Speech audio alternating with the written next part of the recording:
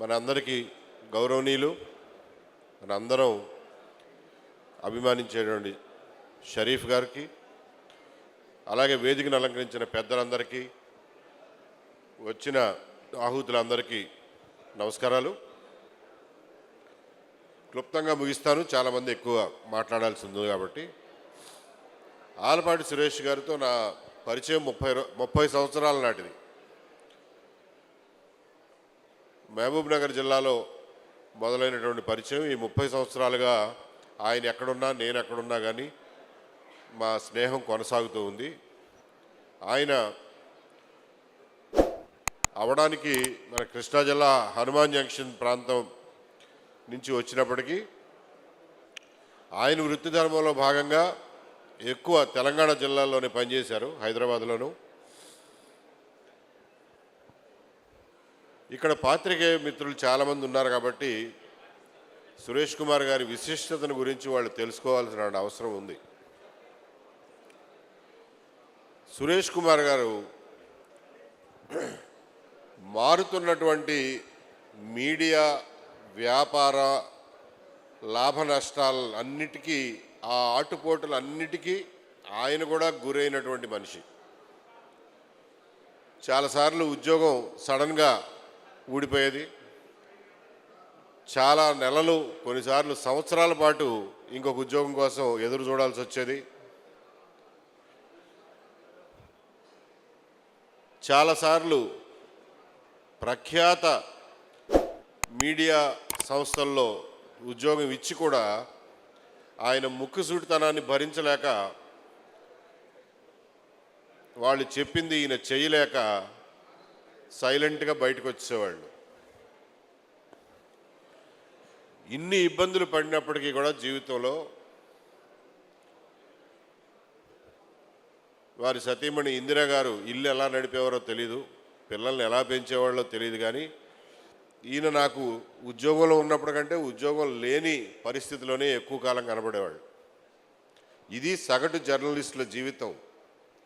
మనం తిట్టుకుంటాం కానీ వాళ్ళ జీవితాల్లో ఉన్నటువంటి ఆటుపోట్లు అలా ఉంటాయి. ఏమాత్రం ఉద్యోగ భద్రత లేని వృత్తి జర్నలిస్ట్ వృత్తి. అయినప్పటికీ కూడా నేను ముఖ్యంగా చెప్పదలుచుకున్నది ఇదంతా ఎందుకంటే ఆయన సినిమా కష్టాలు మీకు చెప్పడం కోసం కాదు. ఇన్ని ఇబ్బందులు పడి కూడా సురేష్ కుమార్ గారి చేతి రాత వెంట కానీ నోటి వెంట కానీ ఏనాడు ఒక అపభ్రంశాన్ని కానీ, ఒక అపశబ్దాన్ని కానీ, ఒక అపసవ్యమైనటువంటి ఎనాలిసిస్ని కానీ, పరిశీలన కానీ, విశ్లేషణ కానీ నేనేనాడు చూడలా. వృత్తి ధర్మానికి, వృత్తిలో ఉండాల్సిన విలువలకి ఇన్ని సంవత్సరాలు కూడా ఎన్ని కష్టాల్లో ఉన్నప్పటికీ కట్టుబడి ఉన్న మనిషి ఆయన. అది మనం ఆయన దగ్గర నుంచి చూసి గర్వించాల్సిన విషయం. మన కృష్ణా జిల్లా వాసి ఇంత గొప్ప ఆయన అయినందుకు.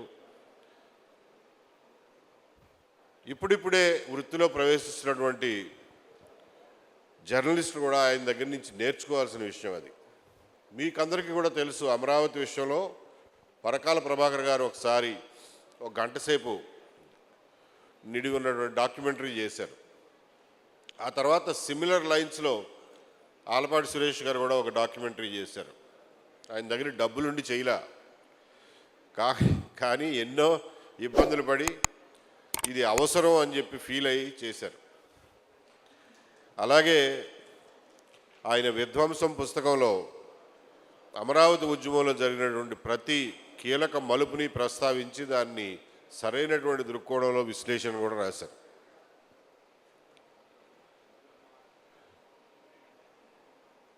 చివరిలో ఎలక్షన్ కొద్ది రోజులు ఉందనంగా జగన్మోహన్ రెడ్డి గారి వికృత వ్యక్తిత్వంలో ఉన్నటువంటి వివిధ రకాలైన కోణాలని ఒక్కటొక్కటిగా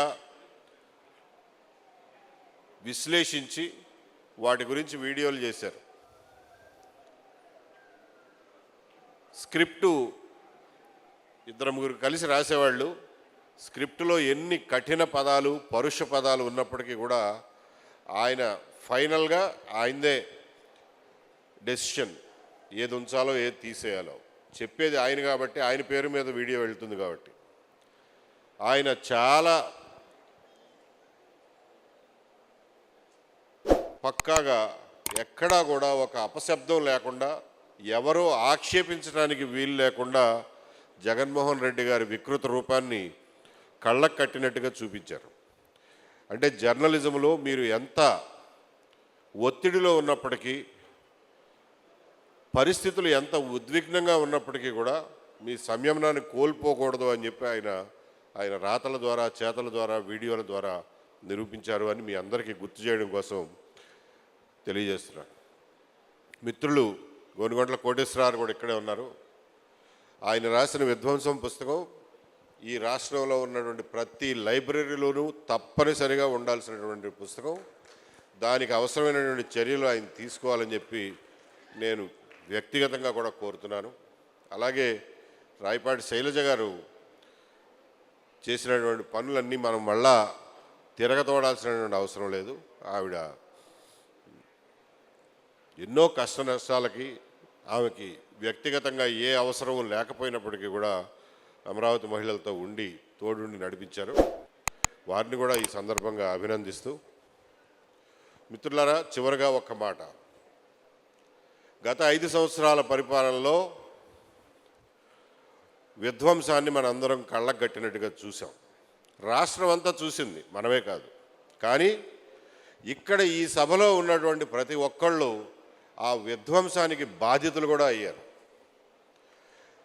ఆ విషయాన్ని మనం ఎప్పటికీ గుర్తుపెట్టుకోవాలి. మళ్ళా ఆ మాన్స్టర్ యొక్క పడగ నీడ ఈ రాష్ట్రం మీద పడకూడదు అనే ఖచ్చితమైన దృఢమైన సంకల్పంతో మీరు ఈ రోజు నుంచి కూడా పనిచేయాలని చెప్పి మీ అందరికీ తెలియజేస్తూ, Jagan never again, Jagan never again అనే నినాదాన్ని మీ గుండెల్లో నుంచి బయటకు పోనీయకుండా, దాన్ని పాత రోజుల్ని, పాత గాయాల్ని గుర్తు చేసుకుంటూ, తర్వాత తరాల వాళ్ళకి గుర్తు చేస్తూ, ఇంతటి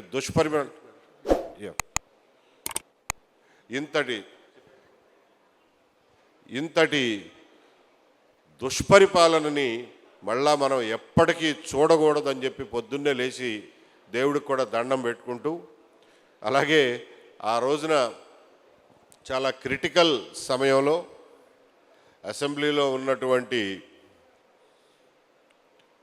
మెజారిటీతో 3 రాజధానుల బిల్లుల్ని ముందుకు తీసుకెళ్ళడానికి ఒక మృగప్రాయమైన ప్రయత్నాలు జరిగినప్పుడు